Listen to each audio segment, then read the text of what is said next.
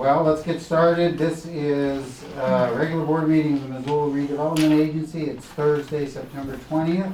It's noon, and call the meeting to order. And as we always do, begin by introducing ourselves for the purpose of the tape recorder. Carl England, board member. Nancy Moe, board. Tasha Jones, board member. Ella Buchanan, MRA staff. Leslie Pugh, MRA staff. Jill Dunn, MRA staff. Annette Marshall, MRA staff. Chris Bean, MRI staff. Melanie Burr, board. Ruth Franke, board. Bob Moore, taxpayer. Brian Von Osborne, City Council. Todd Gass, MRA staff. John Navarre, City Council. Randy Rupert, CT Architects. Andy Holloran, Home Base. Martin Kidston, Missoula Current. Eve Byron, Missoula. Okay. Thank you all. Minutes. August 16th, 2018 regular board meeting minutes. Any additions or corrections to those? I move that the minutes of August 16 be approved as submitted. Okay. Second? I'll second. Okay. Any comments, discussion, public comment? Not? All in favor say aye. Aye. Any opposed? None. August 21st special meeting minutes. Move to approve. Second. Okay. Any further discussion? Anything from anyone? If not, all in favor say aye. Aye. Any opposed? None. Public comments and announcements of matters that aren't on the action item agenda. We had hoped to have the construction bids before you today for the West Broadway Island project. We did open bids and they came in substantially higher than we expected or have budgeted or can afford. So we're working with the contractors to see if there's any way we can work with the existing bids. And if not, then we'll reject them and try something different. And is something different, anything different than waiting for a better time to bid, or?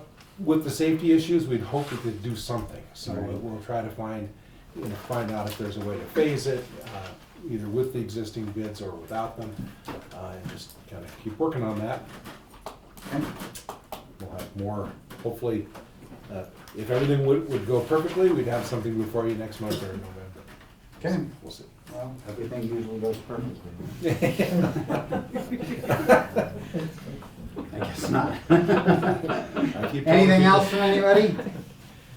Okay, if not, then we can move to the action items, and the first action item is the Mercantile Residence Inn. Yes. As a point of order, this action item was tabled at the meeting of July 19th this year.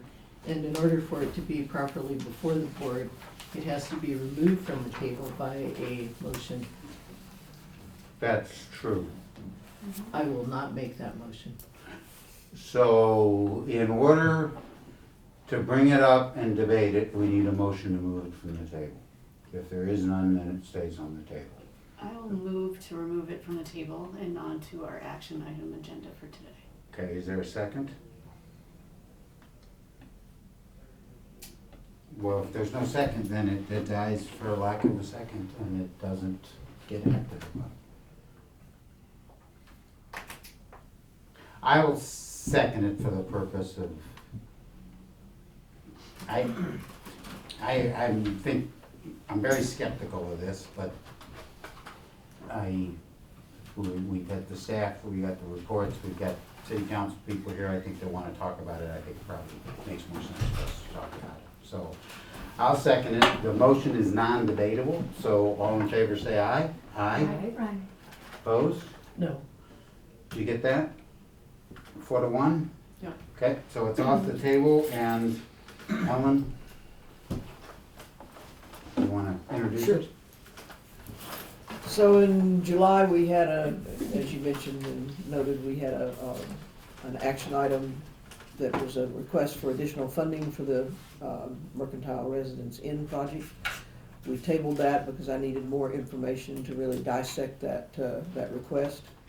I got the information that was needed and requested, and some of the numbers have changed, but the request remains substantially the same.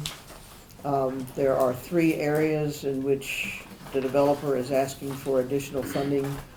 One is the deconstruction/demolition wage issue. Another is the utility relocation and site work in public right-of-way, and the third is pharmacy building preservation and restoration. And all of these are eligible expenditures under our tax income and financing programs. Most of them, with the exception of the utility costs and some of the pharmacy building costs, it appears from the documentation, were known prior to the application for funding was submitted. And for various reasons, which maybe Mr. Holleran can speak to, they were not included. There was an oversight, obviously. Probably the most glaring one is the deconstruction wage issue. And I've tried to recount the history of that in the memo. And just in summary, when this project was first priced in 2016 by the contractor who did the demolition work, Homebase wasn't sure whether they wanted to request TIF assistance for that portion of the work, because we insisted on deconstruction, not demolition, in order for that funding to be forthcoming, and that was going to add 3 to 4 months to the project time, and it was basically a matter of weighing the impact of using TIF funds in terms of timing the project and the construction timeline and the benefit of doing it. The decision, so Keeley bid the work initially assuming that it would be a demolition project and would not be using TIF funds. Later, the decision was made in early 2017 to ask for TIF funding for that and to deconstruct the building. There's a paper trail that shows that state prevailing wages were in fact paid from the get-go on this. There were change orders from Home Resource and from Crum Excavating documenting the difference in costs using state prevailing wages as opposed to market wages in Missoula.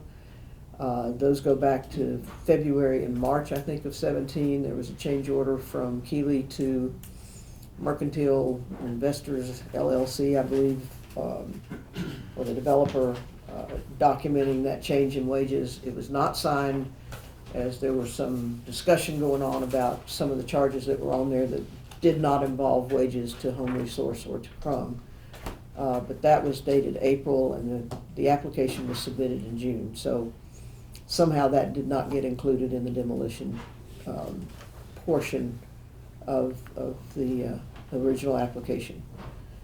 And it's driven solely by the fact that they did deconstruct based on the use of TIF funding to pay that difference. Utility relocation, there was a request on the original funding, 2017 request for funding that basically paid Northwestern Energy for opening a trench and putting the power lines underground, which had to happen. They had to be relocated in order to do a multi-story building, especially in that alley, because of code requirements, and I think it's certainly been an enhancement for the aesthetics in that area. There was an assumption on the part of the developer, as I understand it, that the other aerial utilities would go into that trench and there'd be no additional charge for that. Subsequent to that, they received invoices from Charter, Access in Montana, Blackfoot Communications, totaling another $159,848 for them to put their utilities in the trench. And it's pretty interesting. I don't know the nature of the various facilities that they had out there, but the prices range from, I think, $115,000 to $13,000 or $14,000, depending on which utility it is. And then the last piece is the pharmacy building preservation and restoration, which I think everybody understood was going to be very difficult to determine on the front end. The biggest part of that $127,937 is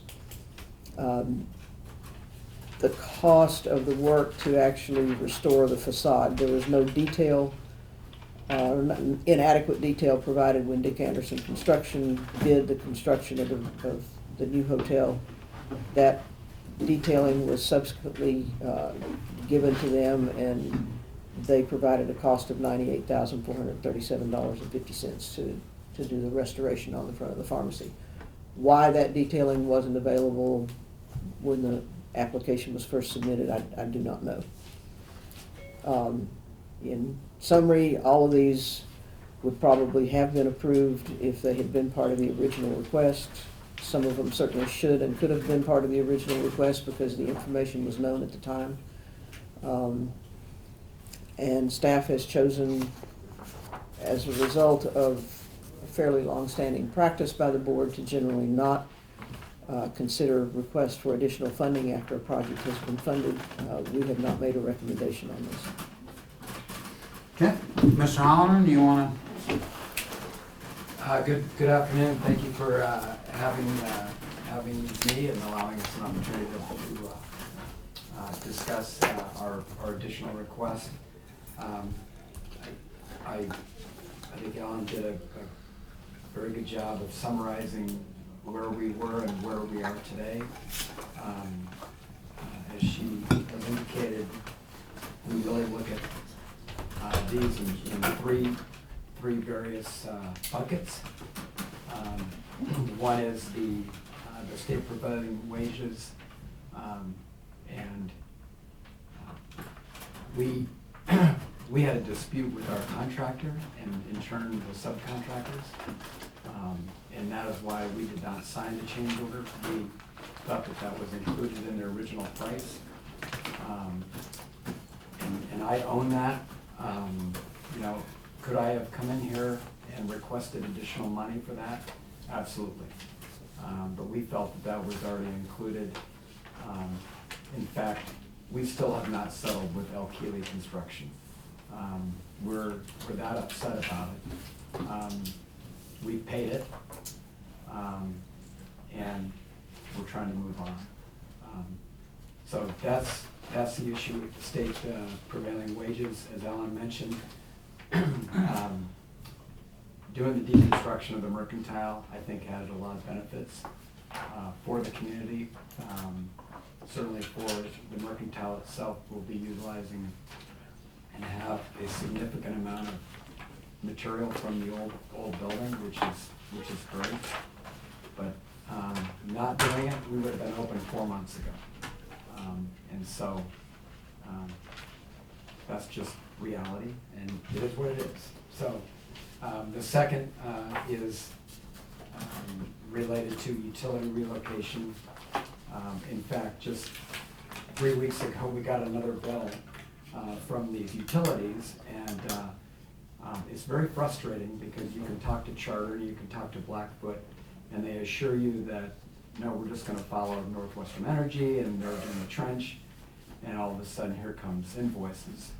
And when Charter invoices you, it's not something you take lightly, because they come at you with the full lien threats and such, and so we've paid them. Had we known these costs were out there, by all means, they would have been included with our original request. And then finally, related to the pharmacy, frankly, the physical building of the pharmacy has changed during construction. And it was very difficult to get any architect or structural engineer to actually put a plan in place because the building physically was moving and falling apart before our eyes. We're very fortunate that we have the facade in place as we do. The eastern wall crumbled one day, but through working closely with Don Veru and his team, our structural engineers, our architects, we came up with a very extensive plan to shore it up, to stabilize it, to put it in a condition where we could include it. And we're thrilled with where it is today. The lower portion is gonna be home to a new restaurant. The second and third floor of the pharmacy have been developed into a presidential suite that'll include 2 bedrooms and a great kitchen, common area. All the windows are intact. It really is a stunning remake of that. So kind of that's a summary of telling you why. I respect the process. And I did say here on our application that I felt that this was the limit of our costs that were eligible, and I was wrong. If I would do this process again, I would do it differently.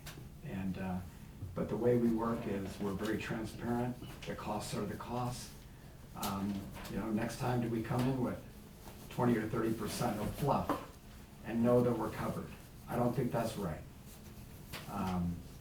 And so, as Ellen indicated, everything that we're asking for, I feel if we were asked for day one, would have garnered support.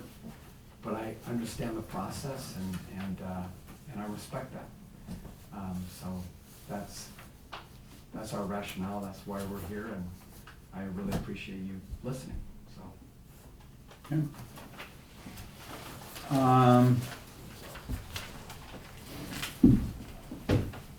It's nice to have you too. Do you wanna,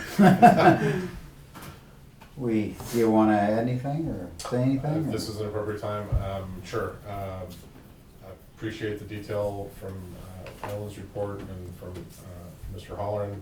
I'm appreciative of the project and the community, but in the interest of brevity, I'll simply say I don't find anything in the details or in the commentary compelling to depart from precedent relative to approving additional funding.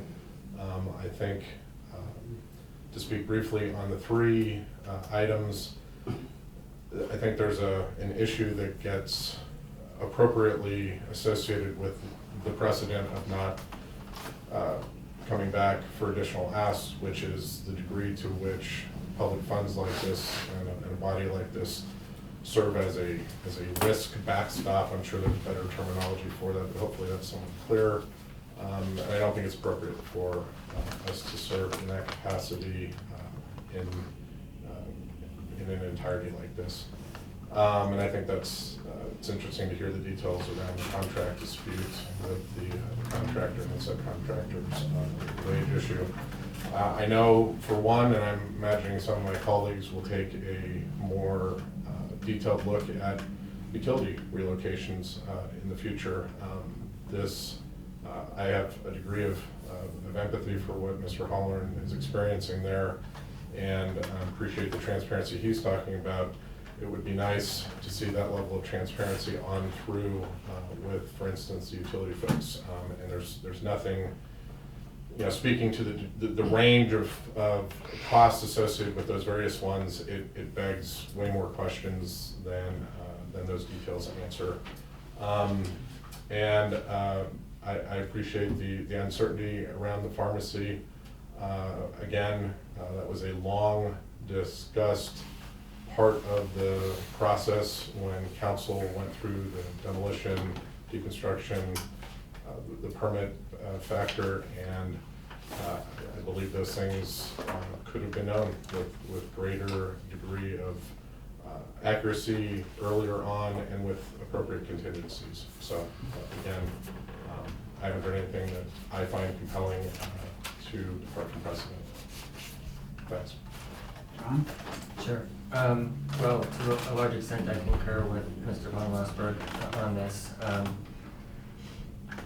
It took, as Mr. Holleran and all of you know, a lot of time and effort and thoughtfulness to, for lack of a better way of saying it, clear the way so that this project could even happen.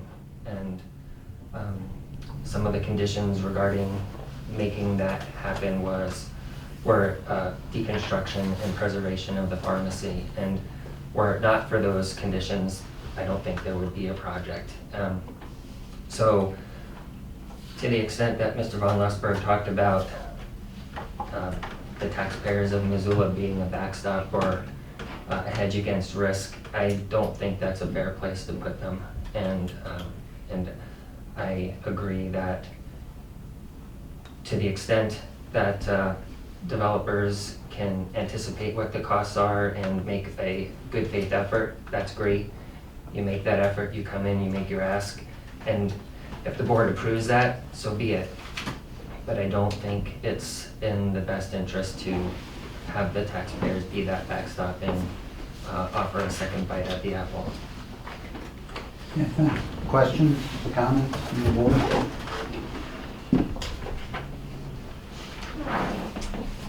Yes. I don't know that I really have anything to add to what Brian or John said, because I agree with their comments.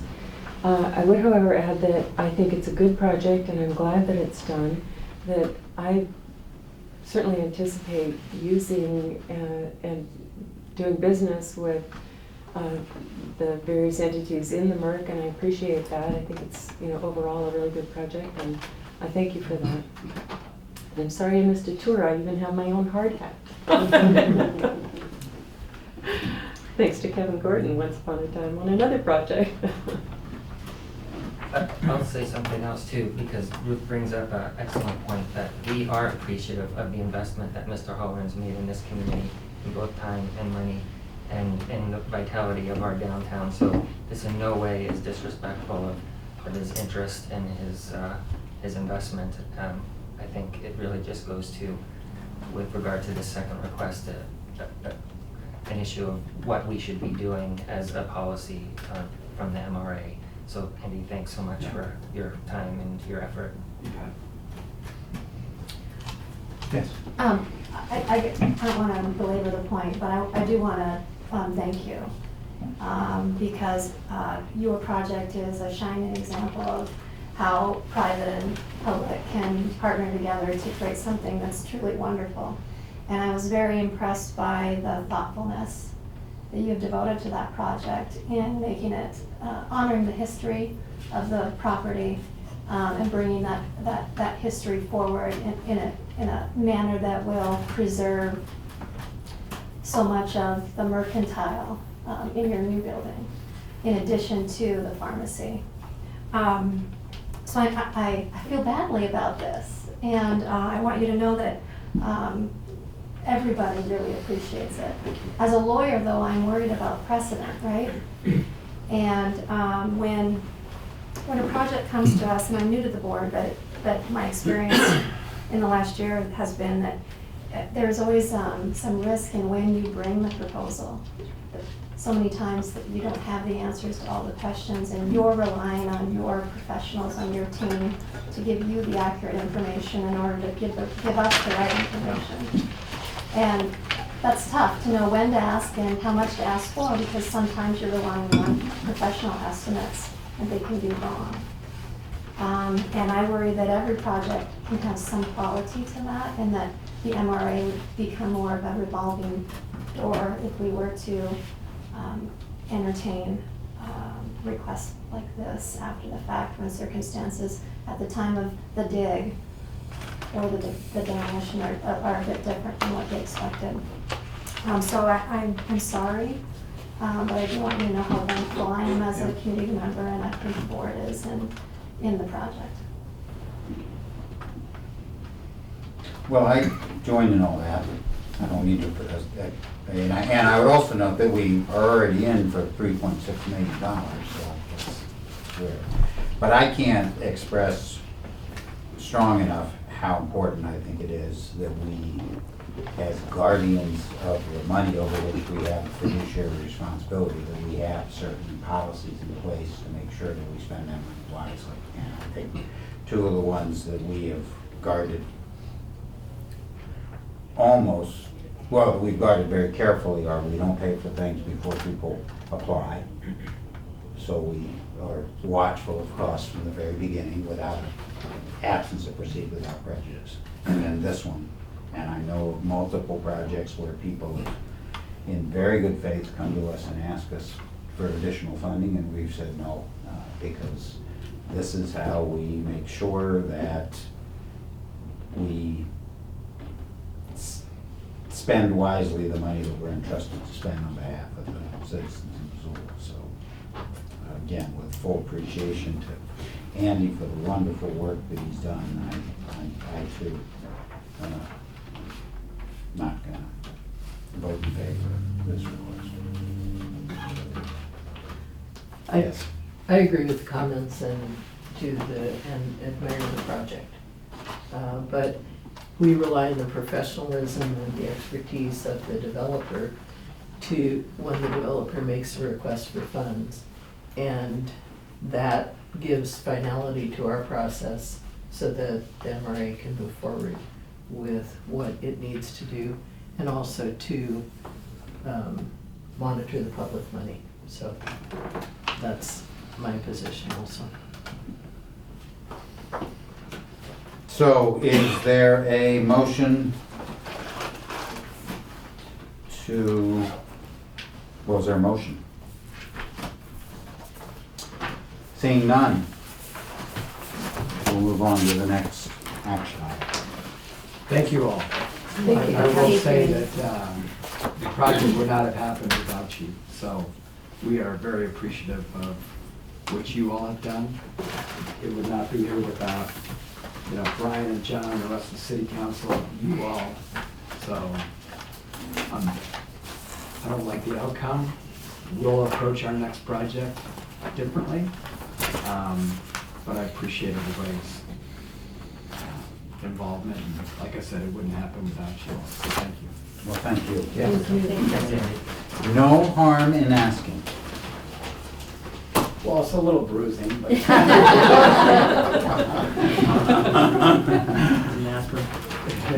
Stockman's Bank. So this, Annette? this request has some similarities to the previous request. Stockman Bank, working with CTA Architects. As you might recall, back a year and a half ago, they purchased property on Brook Street, 306 and 311 Brook Street. At that time, Cine Theater was located there, and Aaron's Rental Center. The Cine 3 building was in considerable disrepair and was attracting a lot of nefarious activities, and the police chief asked Stockman if they could demolish it sooner than later. And so they came to the board asking for a proceed without prejudice, and were granted that request. And then in the interim time, prepared documents for construction of the new Stockman building. And there was some miscommunication in between the CTA representatives and the demolition for the Cine 3 building. There was a miscommunication that it was only proceed without prejudice and did not come with reimbursement for the demolition costs. So this is a request to cover those demolition costs for the Cine 3 building.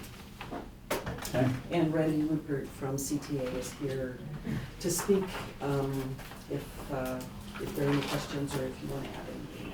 Randy, you want to add anything? Sure, just a couple things. Appreciate all listening, as Andy said, and taking a look at this. Mike Tess respectfully couldn't be here, but asked me to come over and talk a few minutes about it. I think there's one significant difference here is that, we're not asking for any more than was ever documented in the very beginning when we proceed without prejudice. It's the same amount. It's not additional costs to the project, even though it was an oversight, clearly, to put it into our TIF request. So with some of the nefarious, as Annette said very well, the character that was going on over there was really becoming something that the neighborhood was starting to get concerned about. I think Stockman Bank has done a great job as their civic duty to clean up blight and to do what we can for things that have been sitting there for a long time, not much differently than the Merck. Got rid of that building sooner than later, and then the errands. And so we've also used that building for SWAT training, DEA and police training there, which has been extremely helpful to them. Which did cost probably a little bit more on the demolition side of the signs for the request because they tore it up pretty good. But that's okay. Our original request is the same amount as it always was. It's clearly just an oversight of putting it in the TIF package total, because we did them at separate times. We could have waited, could have just said, no, let the crime continue, let the blight continue, and we'll wait until we make sure we can put it on the TIF, but we wanted to get that down, and quite honestly, it's just administrative error not to put in our original request. So I respect the decision in which way it would go, but it is a true demolition cost and the same numbers we started out with in the very beginning. So any other questions? Happy to answer if I can. Questions, comments? Was it demolition or deconstruction? Because as a board, our policy is to fund deconstruction of properties. Or preference to funding of deconstruction. Preference if it makes sense. If there's In something some- that can be salvaged. Was this a non-salvageable? This was nonsense. Okay. There was some recycling that was done, as was a deconstruction, no, like the Aaron's building, a little bit more. Mhm. But, metal was taken out, things were separated, but that was about it. It wasn't a true deconstruction. Okay. Anything from anybody else?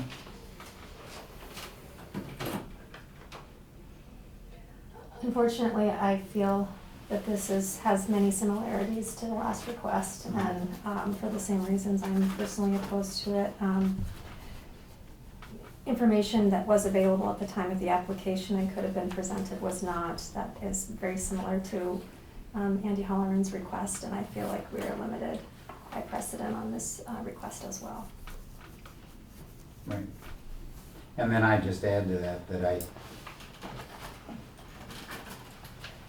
it's precedent based on the notion that we've got to demand that this stuff be accounted for as carefully as it possibly can in the front end, because that's how we ensure we get more bang for the buck.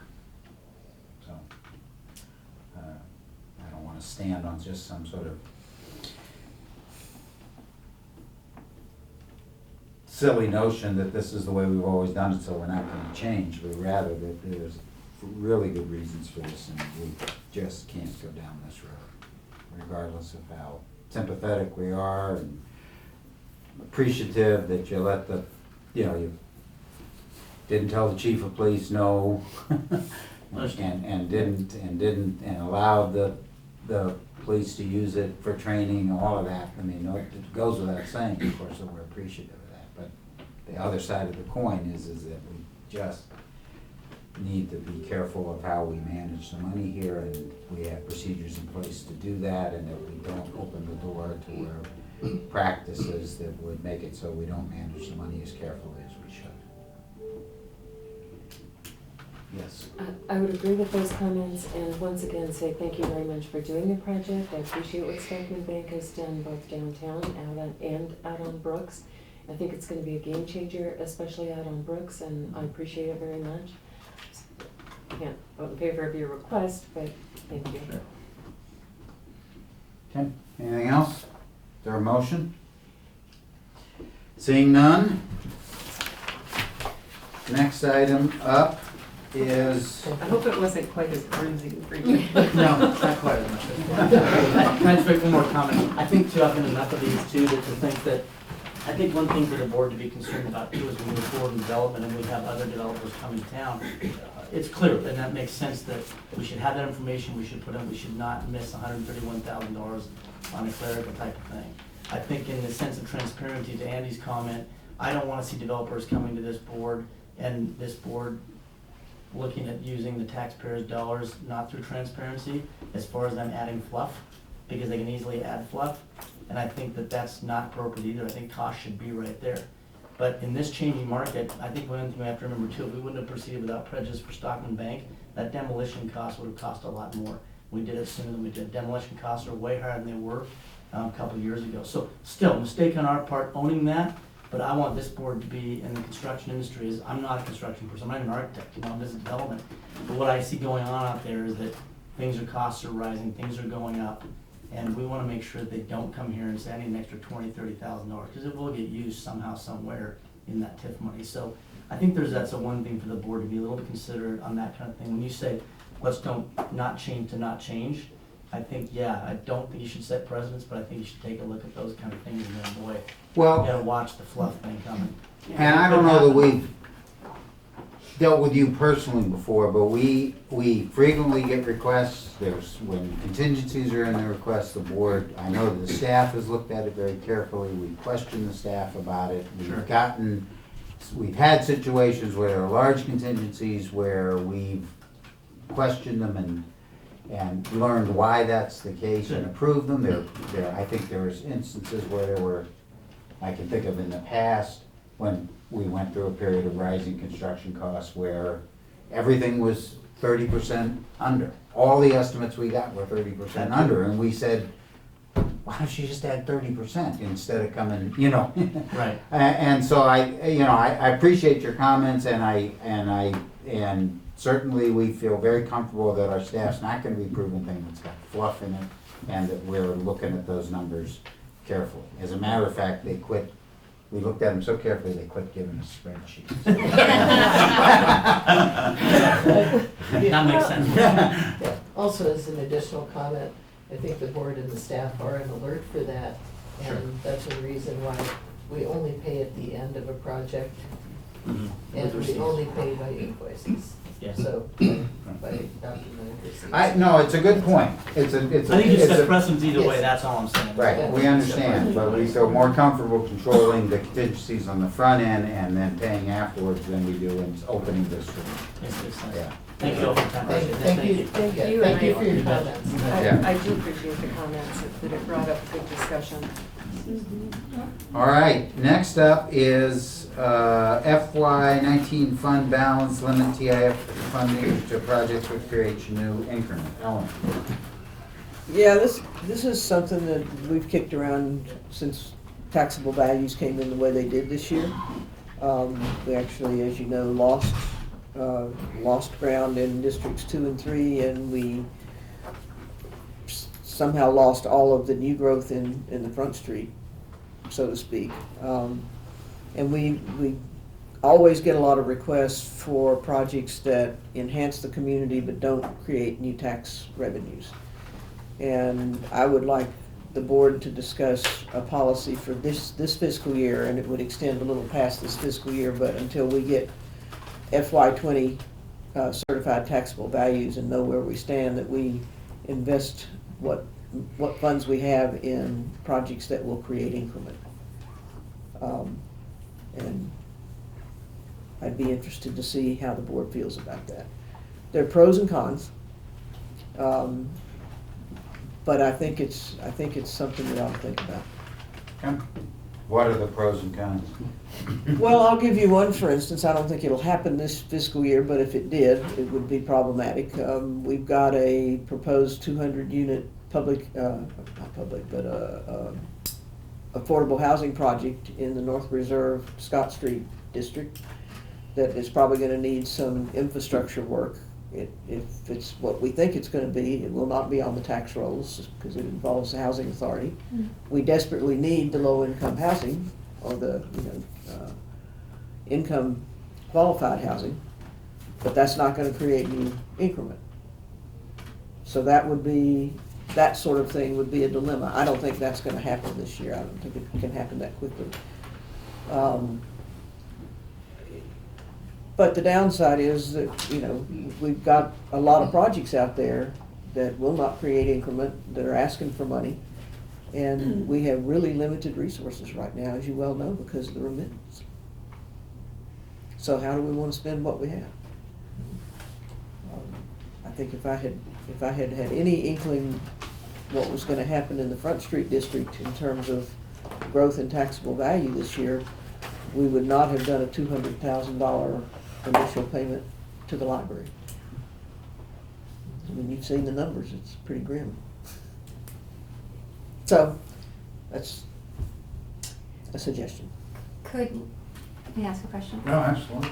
Couldn't we just have a preference rather than precluding applications? And that would be one of the factors to be considered when we analyze proposals as they arise? Absolutely. But they all have merit. This doesn't put the board in the position of having to consider and turn down worthy projects that maybe aren't the best investment right now. That's the suggestion. And we can do it either way, whatever you're comfortable with. we can keep going the way we're going.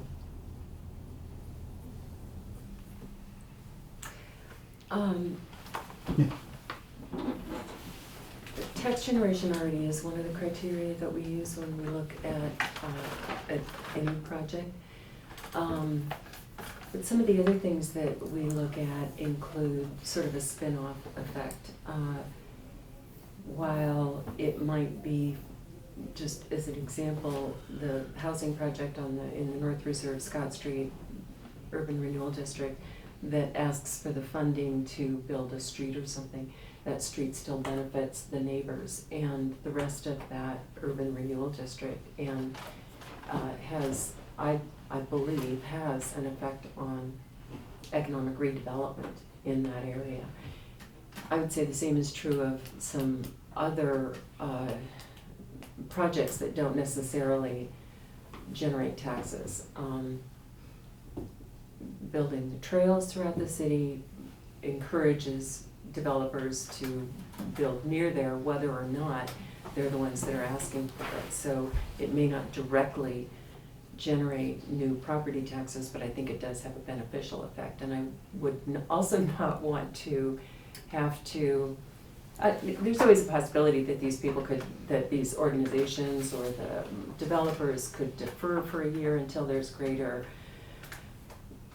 revenue for us, but if there's an opportunity, for example, to partner with the city on a water main extension or something like that, I don't wanna have to be in a position to say, no, we can't do it. Again, they could defer it, but I guess I would like to keep that opportunity there for the board to make those decisions.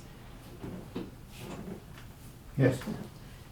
I agree with what's been said, and I think one thing the city's gonna find with the remittances is that MRA is not going to be such an active partner on some of these projects that have to do with infrastructure, that the city came to MRA before as viable funding.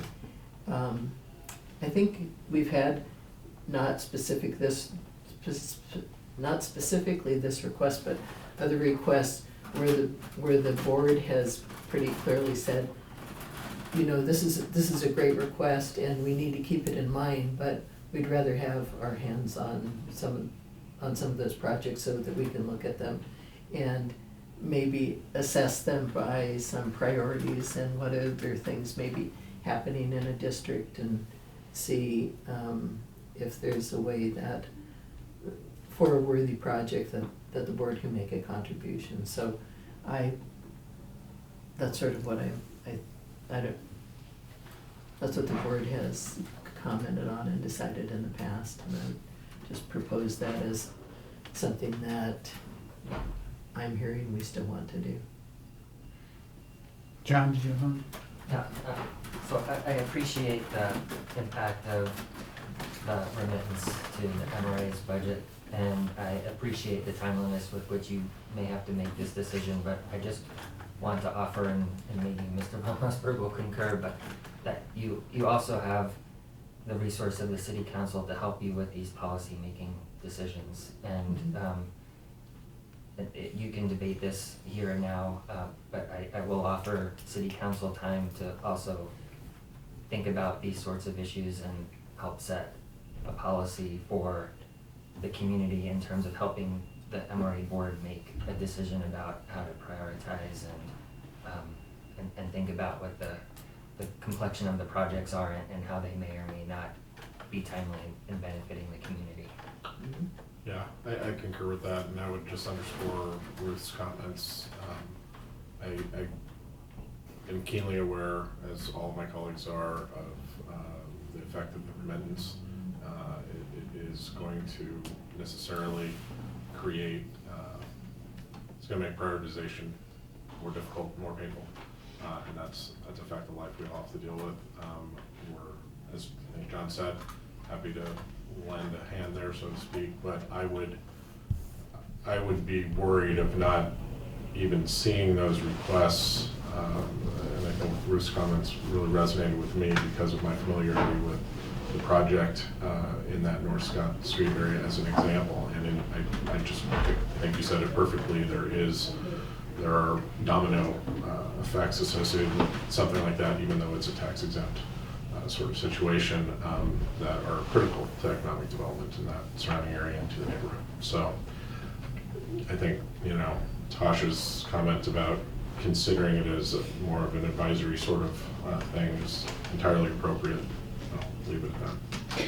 So the question though is whether or not you feel, your staff feels you're being, somehow or another, the remittance has caused so much activity in the non-tax generating areas that you're gonna be inundated with this, and you're not gonna have the time to be able to maybe do what we should be doing, which is telling the people that generate increment, now's, we've got money set aside and we can do stuff, you know what I mean? So, is it your sense that that's occurring, or is it your sense that because just of limited resources, this is the way that we can just prioritize stuff, boom, one fell swoop, and call it good for a while? I think it's probably a combination of the two. And I don't think it's just the remittance. I think it's also the unpredictability that we saw in taxable values this year. To me, that's more disturbing than the remittance, for sure. I will tell you, it hasn't taken any time after that remittance for me to get emails from 2 projects that will not be on the tax rolls wanting to get in the queue. Now, one's not even a possibility because there's not darn adequate resources in the particular districts it's in, but the other one is. So, and they're good projects. They're all good projects. But, and I'm happy continuing the way we're going right now and take whatever comes through the door that we feel like's responsible. We talked previously in this meeting about an applicant not coming back for additional funds. Is there a policy or a precedent on a project getting declined and then coming back a second time with essentially the same request when there's money available? Is No. anything to preclude that? No. Nor is there anything to preclude us, of course, If we have- subject to the right process, which we managed to work through today, an applicant, us tabling something for a couple of months to see how we're, how we're doing as we get towards the end of the fiscal year, and maybe get some information about what taxable values might be next year. That's a stupid thing to say? Oh, I think that's a good point. If you figure that out, let me Yeah. know. Well, that was. We're gonna rely on Brian. Go ahead. Yeah, one thing I liked about Ellen's memo is, both of these memos, this and the next one, are the emphasis on relying on waiting until we get the value from the MDOR before making a decision on certain things. I like the emphasis of waiting. But we can make that as not necessarily a policy that says we don't want staff to even review them, but just as a commitment among ourselves and Right. with staff, Yeah. that this is something that we haven't had to look at lately, that we are going to have to look at very carefully. And the timing. Right. Yeah. Melanie has it. Yeah, I was just going to say, Councilman Devari hit on something that, where my brain is on this, is that I don't want this to become a policy change. Like, this is an interesting fiscal situation that we are figuring out, but I don't want to shift from an organization that helps with public projects. And we have valued what we can do helping with infrastructure and housing. And because this might be we're going into a period of different budget numbers, I don't want to even open the door a crack to change, to divert from we do both kinds of projects. So I think if you even open that door a crack, then there's a bigger conversation about what are the policies of how this money are spent? And there are people who would love to have those conversations, but then we change as an organization, and we change in the good work we can do. So how we can be fiscally responsible, but at the same time not change the amazing work you're doing with all of these projects, and using your time wisely with the fiscal restraints we are now seeing. That's just where my brain is at in looking at this.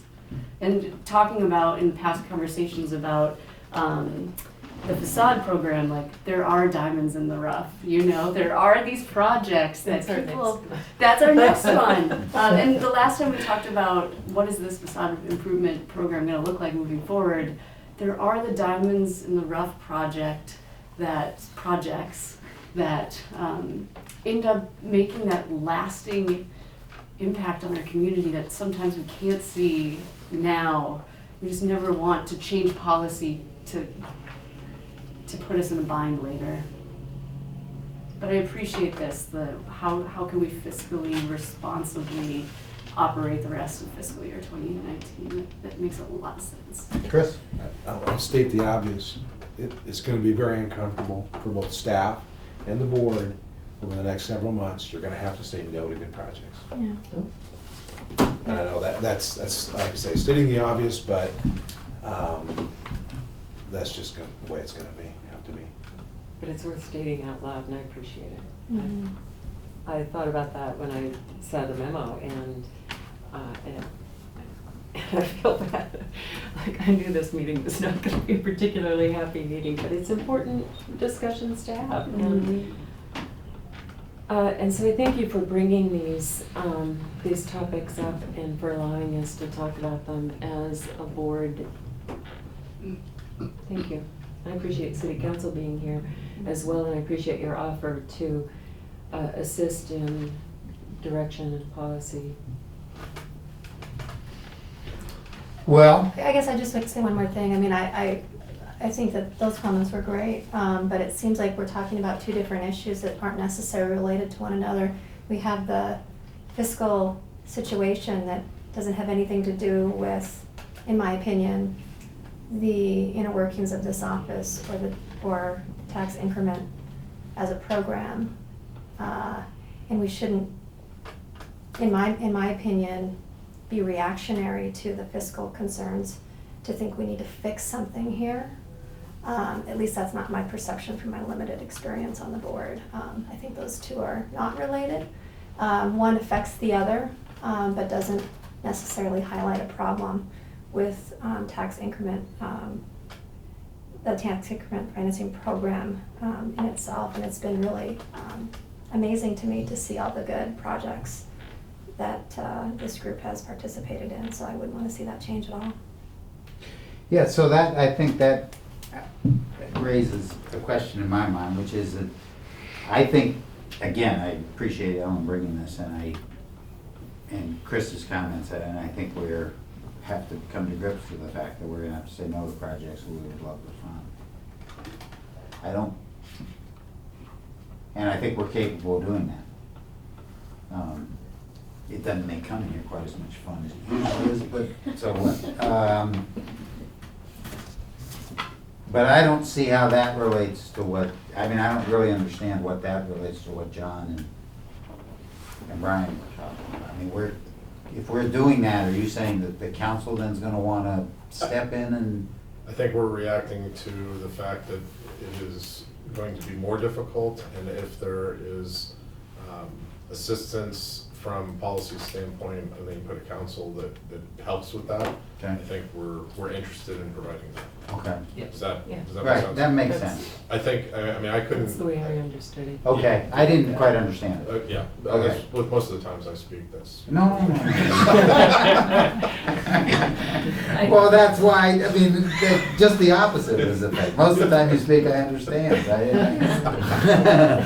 And I don't think at this point that I think we feel like, if I understand this right, we feel like we're capable of shouldering that burden and we're ready to do so. Yeah. And my only concern is that somehow or another in this whole process, what we were doing was creating an additional burden on staff that made it so we couldn't do that. And from what I hear from Ellen, that's not necessarily the case. So I think with that, we've beat this horse as much as we need to. Unless someone wants to make a motion, we can move on to the next request. Okay. Okay? Do you feel like you got the direction you were looking for? I think, You got direction, whether it was, I think we're fine. Okay. The second suggestion is that we suspend the facade improvement program and the commercial rehabilitation loan program, which doesn't get used anyway, for this fiscal year, and actually move those budgeted items down into contingency. We've got 300,000 budgeted in District 3, and we got 225,000 budgeted in District 2, so those monies are not available for other projects at this point. And, you know, I'm trying to maximize the amount of money that we have that is unencumbered so that we can deal with some of these projects as they come through the door this year. Can we do that without suspending the program? Can we, Move the money into contingency fund so it's available for other things, not necessarily, again, have a policy that says we're suspending the program, because I don't wanna okay. miss the diamond in the rough. If I do another memo on facade improvement program, I'm going What's to that? title it. If I do another memo that has anything to do with facade improvement We're gonna- program, it's gonna be titled Diamond. The diamond. But can we do that We can and not rebudget the money. suspend them, and not, so that, and again, it's the same kind of thing, where there's a skepticism here about the run-of-the-mill facade improvement program that's not doing us a lot of good, that's not making significant progress in a budgeted amount for which there's no money budgeted.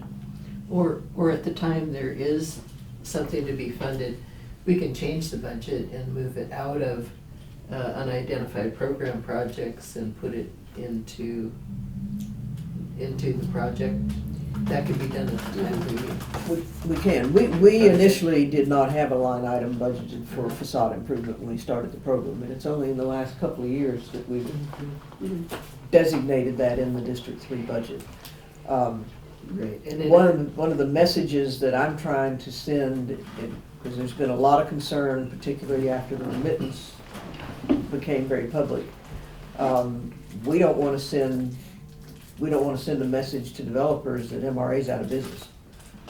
And I would like to have fairly healthy contingencies in the districts where that's possible, where we are seeing redevelopment.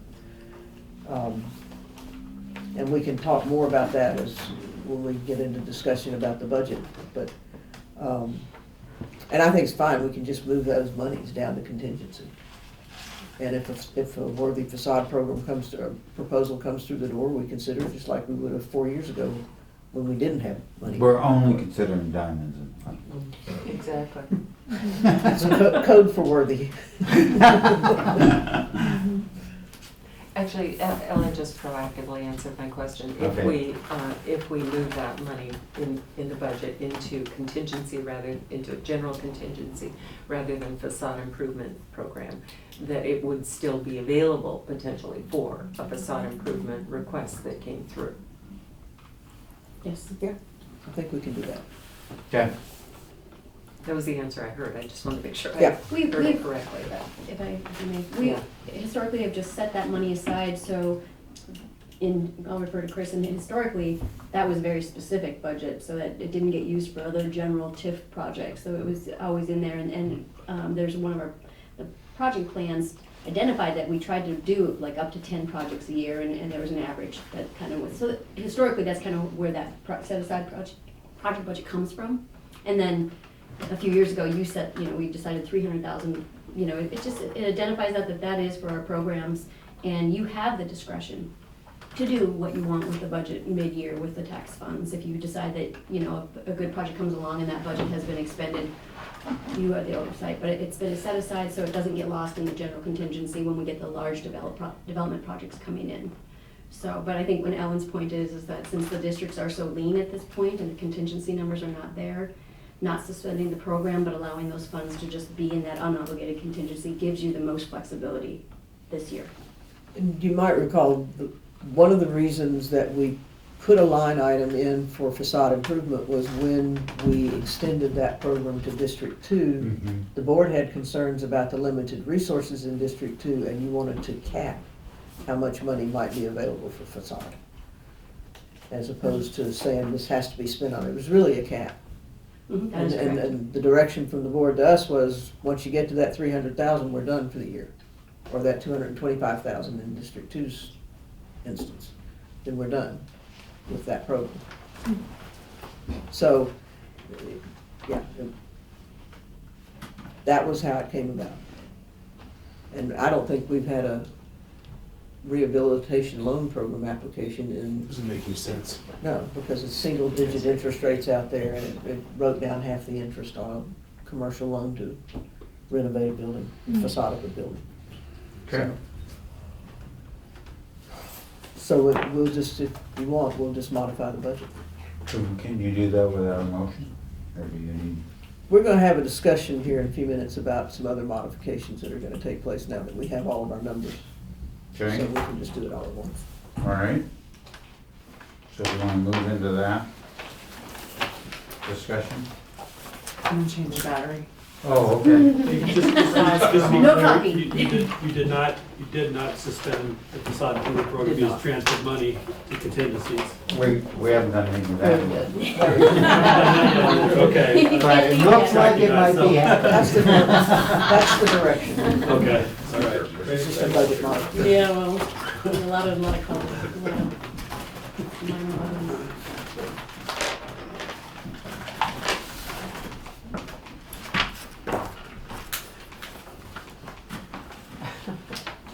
You ready? I'm looking forward to the next meeting where we get to say, Yes, I love this project. I can't wait to fund it. Right, you get $7.95. And if you want more, go see Van Losberg. Next August. That's it. Thank Next you. August, Huh? party. Respectful way we were accommodated in the meeting, but all.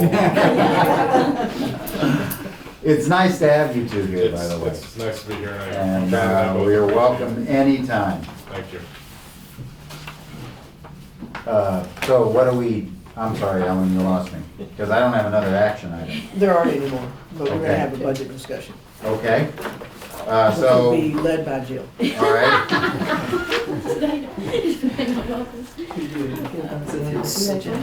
Okay, do we have any, is there something on the director reports? I didn't do a director's report. Well, we have one. We have one. Yeah, there's some good feedback. Wasn't it? Oh, I did do it.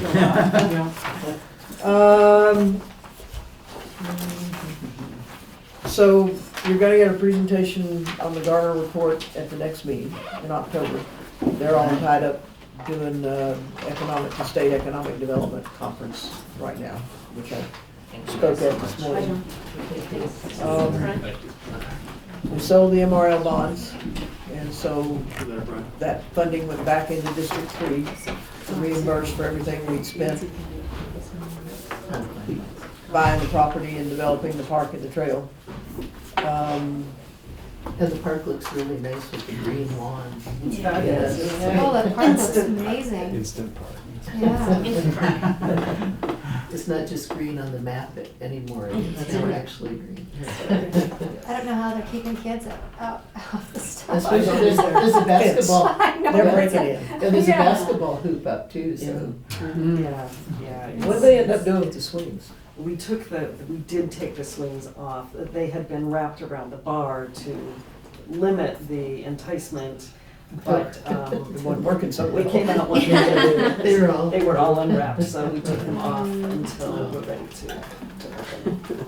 I think we'll probably, as Ellen has in her report, we want to keep the sod, give it at least a good 6 weeks to grow in and get really well established. So it won't be, and the last of the sod is going in today, so it won't be until end of October or early November before we take the fence down, and it could be snow on the ground by then.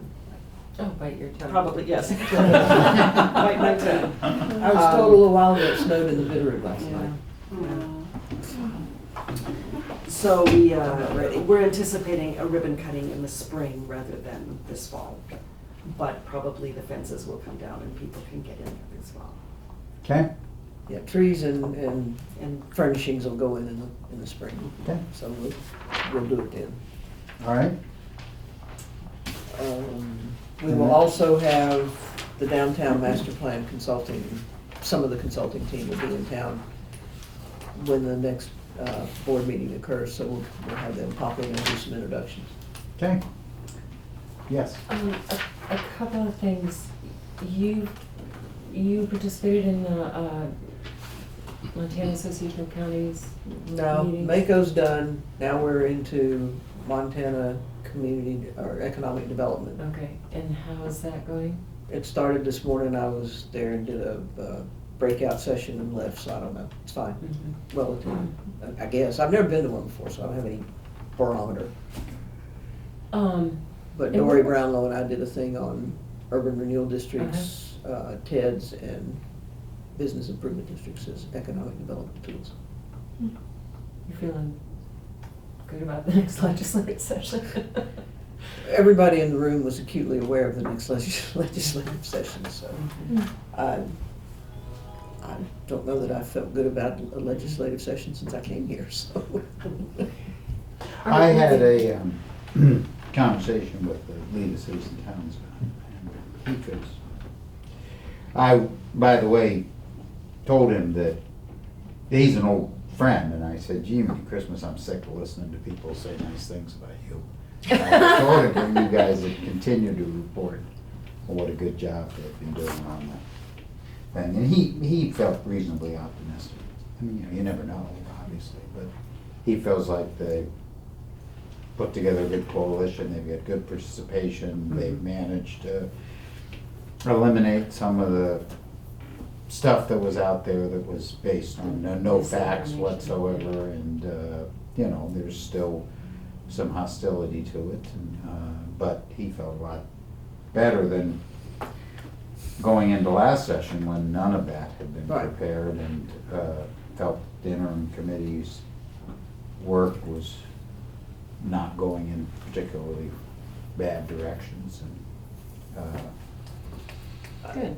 I think the places for optimism are around the fact that the communities that use TIF as a tool have come together and we're really speaking with one voice, and we have data that's apples and apples, and not Billings doing their reporting one way and Missoula doing theirs another way and Bozeman's doing something else altogether. And so that's been really helpful. And then the effectiveness of the infrastructure coalition in the last session of the legislature was pretty encouraging. Good. So, I think it is important that everybody is reporting data in the same way. Yep. That can be analyzed then rationally and consistently. Actually, the league is keeping a lot of that data. So when there is a question, they can direct it there and they can say, here's how it's happening in this, and this place, and answer the questions right there in Helena at any time. So there would be, and the Montana Association of Counties has teamed with the league in this case. So it's more of a coalition of all the communities and counties that are using tax increment financing. So that's become a lot It more still powerful. doesn't mean that the TIF districts can't respond to their local needs or whatever, so there's still some flexibility there. I think it sounds like it's going in a good direction. it sounded like it, and the other thing that he said that I should have, I'd forgotten completely about, but I'm glad you raised this, is that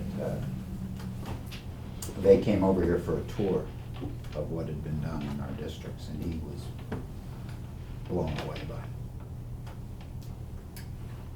He said, man, I can't believe what you people have done. yeah, it was a very short tour. We didn't even scratch the surface. Right. And people were just like, Yep. it was kind of fun. I did have one other quick question. Yes. Any updates on the Design Excellence Program? Yeah, they're bringing it to conclusion. I think that team's back here next month, maybe. I think Nori's back in town. Will- And Will there be public presentations? Oh, yeah. Or we'll get I think so, invitations? and yeah. there's- We've got so many processes going on right now, I I know. can't even keep one straight from the other anymore. I just read my email and show up at a meeting. All right, anything else? Thank Oh, you. yes. One more. Remind me when the Fox site is going to be making a presentation to us. They were supposed to do that this month. They asked, they have that postponed until next month, because they have a partnership meeting coming from all the different parts of the area and the country to, that they'll all be here. And then follow that meeting with coming to here. So, well, Maybe they should we're be not gonna end up with just, feeling the prevailing winds. you know, I don't think prevailing wage rate is gonna be an issue. Tariffs are gonna be a huge No, issue. she said the Prevailing prevailing winds. winds. Oh, I said wages, sorry. No. Yeah, Andy did share with us yesterday that he thought he was gonna skate on the tariffs, and then he just got hit with a 35% increase on all of his cabinetry and casework. No? Yes. Yeah. Budgets? Okay. Oh, could I say first, Jill, thank you for working this weekend to get us. You're these welcome. reports. I'm sorry that you had to do that, but I'm glad to have the reports. Yes, and I'm glad that they're updated and took a lot of time and a lot of meetings, a lot of eyes. The staff was great, helping me even, there's so much and so many numbers, like, and when you're going back and forth between adopted budget and, you know, are reconciled through, you know, the last weekend, FY18, and adding those numbers in, so I appreciated everybody's help on that, and certainly, you know, asked the board to be critical eyes and looking at it too if something doesn't match up. So I'm not sure exactly what Ellen wants to do, and I don't want to take up a lot of time. I can go over kind of what I did real quick on these. So you have two of each, you know, you have your, as of, it's not the final, because we always do a final FY18 when the auditors come in and we have our final, you know, certified numbers that are year-end cap fund balance. But essentially, if we want to look at, you know, pick a district, what's everybody looking at in front of them? Big one, little one? No, just choose one. Or two, okay, so if you look at FY18, For, so you, For which one? which? or two, let's look at a big one, it's easier to read. Yeah, they're easy to read. I was Easier to read. just that, but I didn't want That's the to. word agent. The board agents. The budget reports get Get bigger. Staff The too. reports will get bigger as the board, Board eyes. just because there'll be more projects and more things to look at. We're the ones who agree. So what I did this weekend was update the blue column, the to date with kind of, you know, where we were on all the projects and update those numbers. Otherwise, before that, we have like an estimate. When I brought the budget to you in June, it's my best guess of, you know, what's gonna come in and as far as, you know, taxes included. So at the bottom, you'll see that our adjusted fund balance is at 2.8 million. Mhm. Okay, so if you turn to the next, to the ER2 FY19.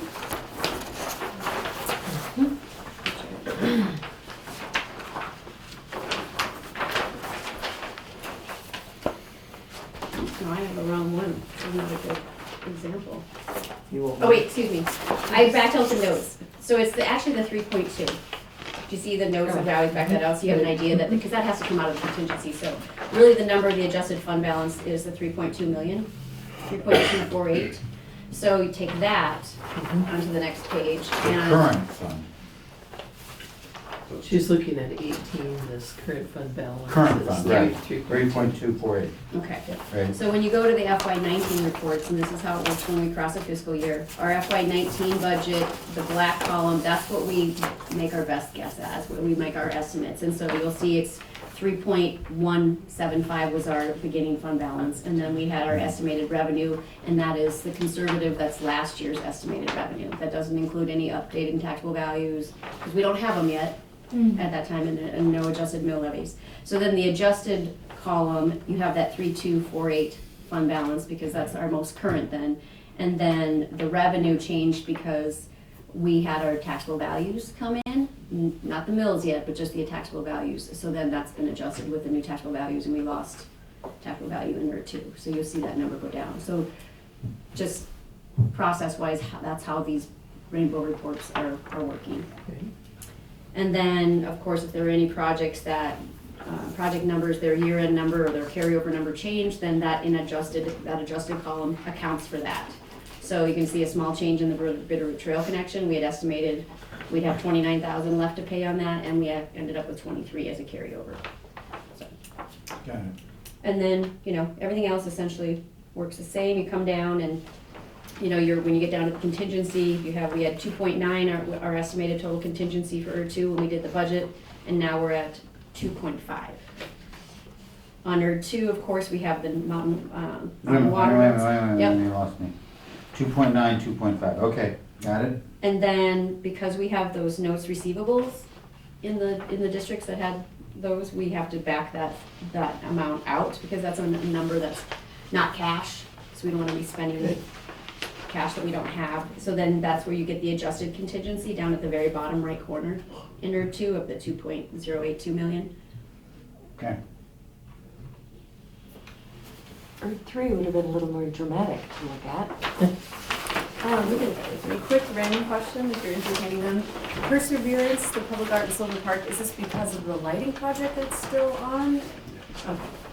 They, at the last minute, they had given up on finding a way to try to light that, to try to get a power source. They tried solar, they tried a lot of things, but then the last minute, right before we were setting this, they found a way that can actually work probably.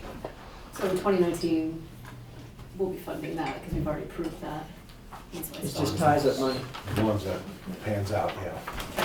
Thank you for that update. One additional thing I'll point out on the budget status reports is, down here on this number where you have the 3.2, this is the adjusted fund balance, that's different than our contingency amount. And then I back out the 425,000, which is the notes. Okay. And then we get to the 2.8, the adjusted fund balance. Again, that's, different than the contingency. The contingency is what you look at when you're looking at new projects. The adjusted fund balance is the number that I have to reconcile to cash every month.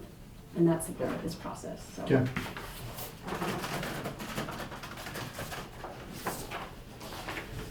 Three? Three?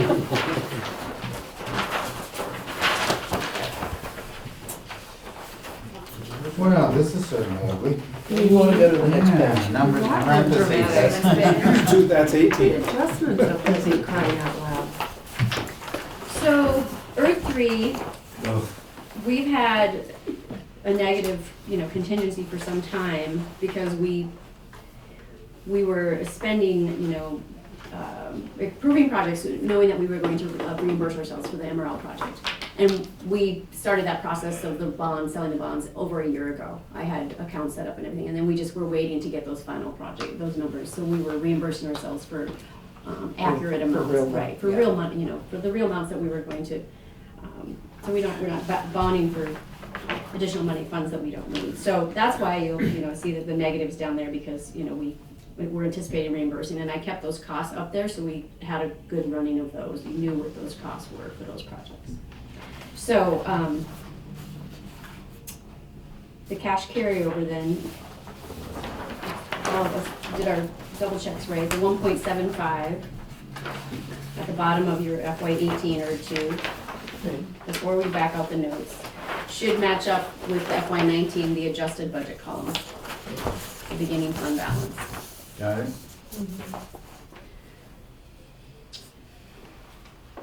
And then we have our adjusted revenue, 7.3 to 7.4.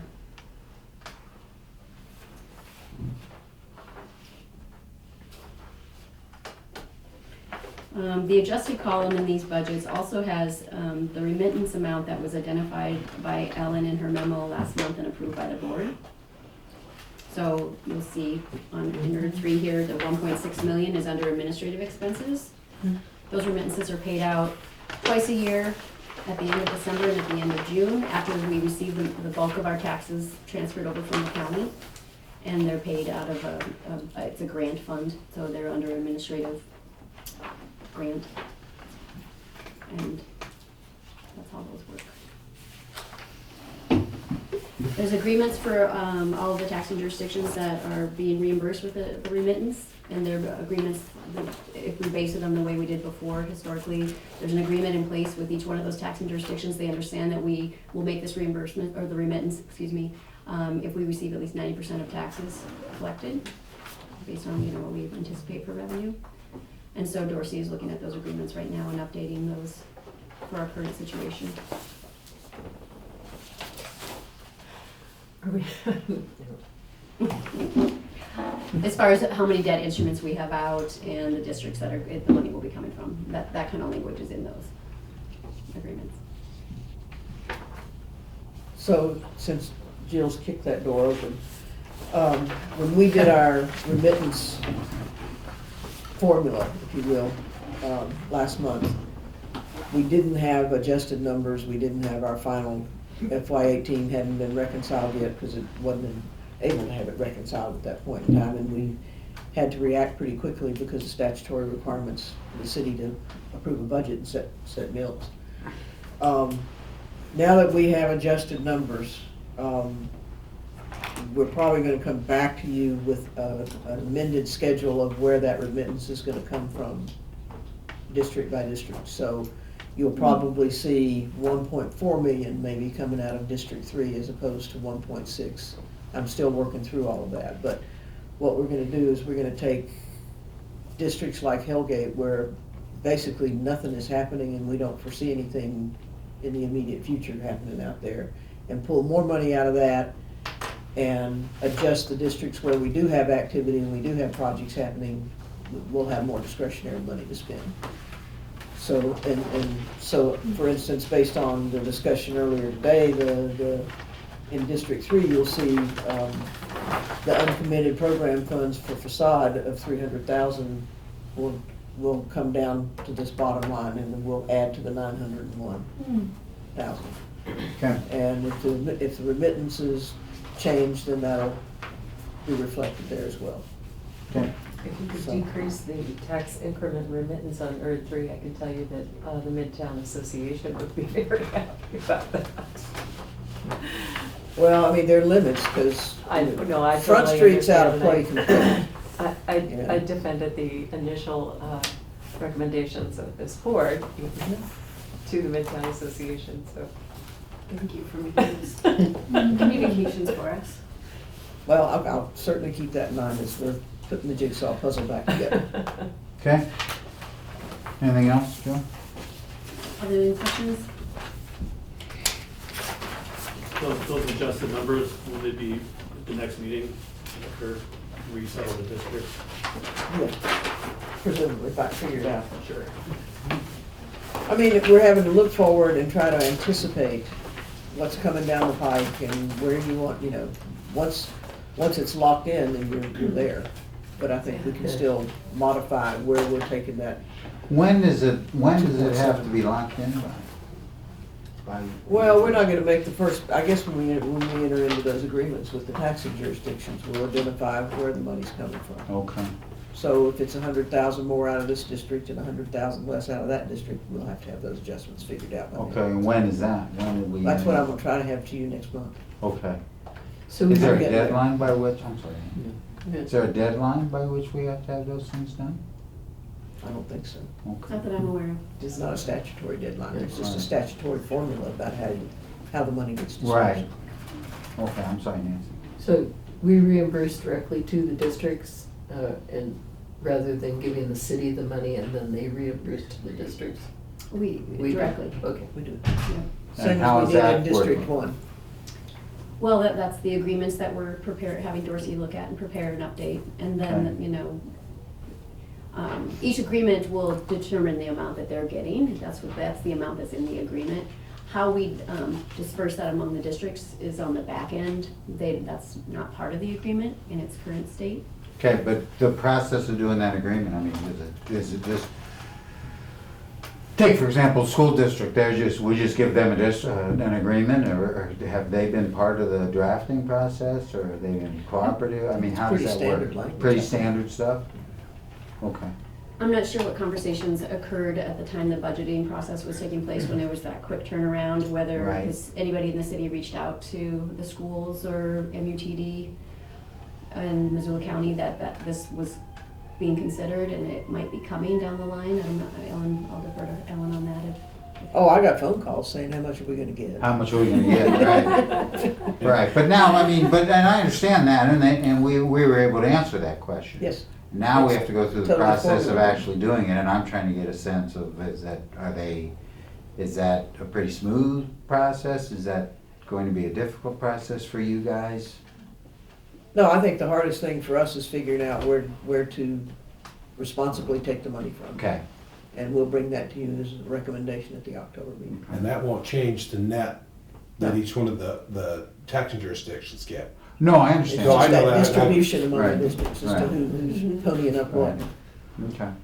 It probably will Playing involve to the audience. I am. you signing the agreements, and we'll have to reach out to the new people that are in charge of making sure that those get executed on the other side. So Yeah. as far as time, staff time, that's kind of what's involved. All right, I would imagine they basically have to be in place some amount of time prior to making that first disbursement, which would be the end of December.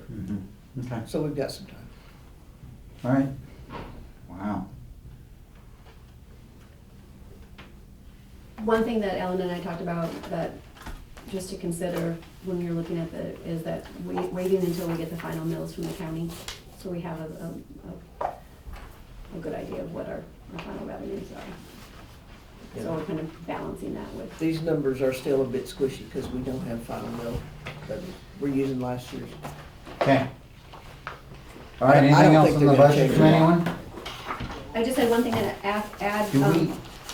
Oh, go ahead. Oh, just Nancy had asked about the aerial photography and the maps, because that had dropped off the budget, and she picked up on that at one point, and we moved that into the administrative budget because we pay it out of professional service under admin, so that $10,000 is still there. Okay. So going back to, I don't know if we're allowed to do this or not, but going back to the last item on our action item again, do we need a motion to move that money on the budget, or do you do so at our direction? I think what makes sense to me is since you approved the remittance distribution from the various districts last month, we will bring you an action item next month that deals with changing those remittance amounts in the various districts to reflect what we know now as are the budgets. Right. And we will also at the same time ask that you amend the budget that Okay, you approved, bringing those dollars down the road okay, to the contingency. To the contingency. Obligated contingency. okay. All right, There'll be several numbers that'll change, particularly in District 2 and 3. okay. All right, is there anything on Scott Street and Hellgate? Oh, I'm sorry, I was looking at that. All right, any committee reports? None? Get that? Where's our Fox site? Our Fox Site Committee, it's gonna be next month. You know, we've got potentially 3 presentations at the next board meeting. MEP, downtown master plan, and we can really abbreviate the downtown master plan to just an introduction and here are our consultants. But, and then if Fox comes in, we're talking about an hour presentation. Well, won't that be fun? We won't get Probably this- more fun than today. We won't have to say no during that, will we? It's just a presentation. All right, with that, we're adjourned. Thank you all. Yeah, and I-